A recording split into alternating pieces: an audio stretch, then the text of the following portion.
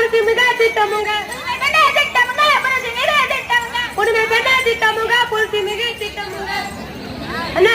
பொறுமை தன் திட்டமுன்னு என்ன புரட்சி மிக திட்டம்னா என்ன சற்று விளக்கமாக கூறுங்கள்.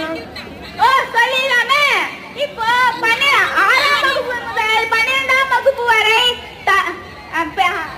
அரசு பள்ளியில் படிச்ச எல்லா பெண்களுக்கும் மாதா மாதம் 1000 ரூபாய் அரசு தந்து வருகிறது தம்பி.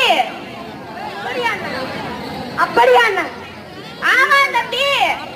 ஆமா தம்பி, உங்க அண்ணன் காலேஜ் போறாங்களே.